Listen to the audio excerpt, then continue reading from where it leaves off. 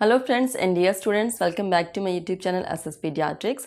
My today's topic which is I'm going to teach you is rheumatic fever. Rheumatic fever is one of the important topic in our pediatrics. Rheumatic fever कब होता है? Rheumatic fever जो disease है वो कब होगी? जब हमारे पास जो है किसी एक इंडिविजुअल को स्ट्रेप्टोकोकस बैक्टीरिया की वजह से जो है वो थ्रोट इन्फेक्शन हो जाता है और वो कंप्लीट ट्रीटमेंट उसका नहीं हो पाता या अच्छे से उसका ट्रीटमेंट नहीं लेते हैं और कुछ होम रेमेडीज़ के बेसिस के ऊपर ही उसको जो है वो ट्रीट करने की कोशिश करते हैं। तो with the passage of time with in the few weeks जो है वो इसकी कॉम्प्लिकेशंस आना स्टार्ट हो जाती हैं पर्सन की बॉडी में, जिसमें उसके हार्ट वाल्व्स और जॉइंट्स की इन्वॉल्वमेंट होना स्टार्ट हो जाती है। तो ये कंप्लीट इसके बारे में इंफॉर्मेशन लेने के लिए आप लेक्चर को लास्ट तक कंप्लीट सुने और जो चैनल पर नए हैं प्लीज़ चैनल को सब्सक्राइब करें SS paediatrics and like and share my videos. So let's start with the topic rheumatic fever. Start with the definition of rheumatic fever.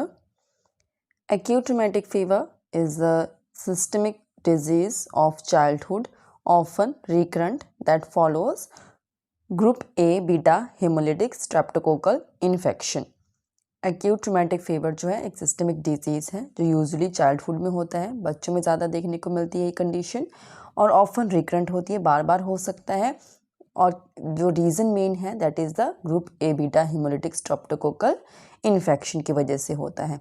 And it is a diffuse inflammatory disease of connective tissue primary involving heart, blood vessels, joints, subcutaneous tissue and central nervous system.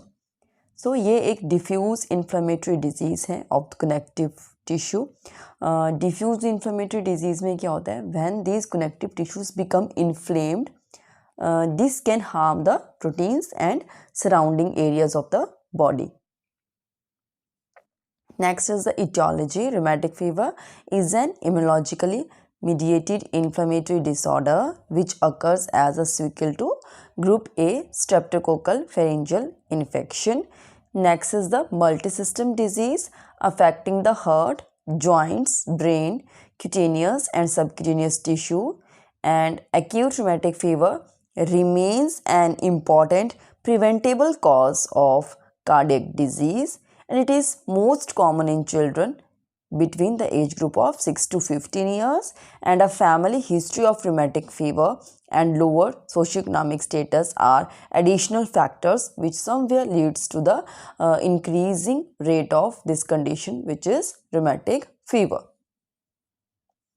Pathophysiology, causative agent, that is the group A beta hemolytic streptococci bacteria.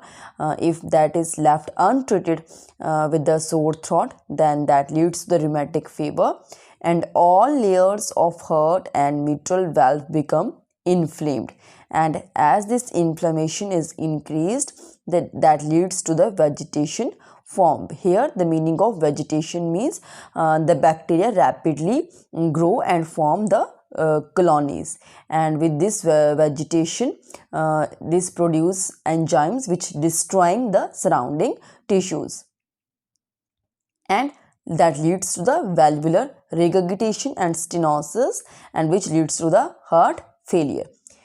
Pathophysiology में क्या है जो causative agent है हमारे पास rheumatic fever के लिए, जो कि है group A beta haemolytic streptococci bacteria. अगर किसी रीज़न की वजह से वो अनट्रीटेड रह जाता है, कभी किसी को सोर थ्रोट की प्रॉब्लम होती है तो वो अनट्रीटेड अगर रह जाता है then that leads to rheumatic fever. और होगा कैसे कि उसकी वजह से जैसे उसकी कॉम्प्लिकेशंस इंक्रीज होंगी तो हमारे हार्ट मिट्रल वाल्व में इन्फ्लेमेशन होना स्टार्ट हो जाती है, और इन्फ्लेमेशन की वजह से क्या होगा, जो बैक्टीरियाज हैं वो बहुत ही रैपिड स्पीड से ग्रो करते हैं और वो अपनी कॉलोनीज़ बनाना स्टार्ट कर देते हैं।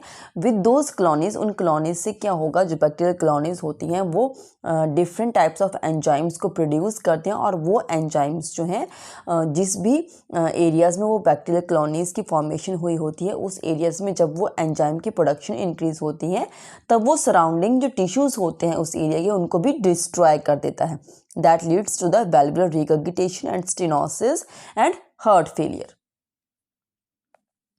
Symptoms of rheumatic fever: first is swollen and red tonsils, muscle aches, small bumps under your child's skin, and a chest pain or abnormal heartbeat, fever, swollen, tender and red joints, unexplained or ongoing headaches, feeling overly tired all the time, and rash that may be flat and red with jagged edges.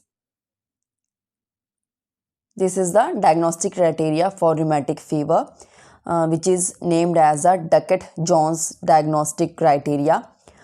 This classify further in two criteria, major criteria and minor criteria, and there must be evidence of streptococcal infection plus 2 major or 1 major plus 2 minor.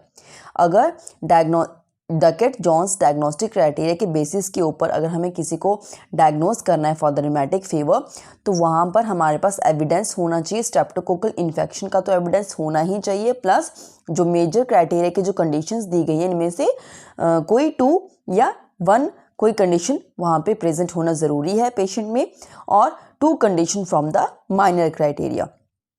So let's see what are the conditions in major criteria. These conditions are explained with the help of mnemonic, that is cases. C indicates carditis, A indicates arthritis, S for subcutaneous nodules, and E for erythema marginatum. And this erythema marginatum is a type of skin rash that typically presents as a round lesion with a pale center and a slightly raised red border. Next is Sydenham's chorea. This Sydenham's chorea mainly involves jerky, uncontrollable and purposeless movements of the hands, arm, shoulder, face, legs and trunk, and these movements look like twitches and disappear during the sleep. Next is the minor criteria, explained with the help of mnemonic FRAP. F for fever, R for raised ESR and CRP. Then arthralgia. Arthralgia is the joint pain with the swelling, tenderness, warmth and pain with the motion. And P stands for prolonged PR interval.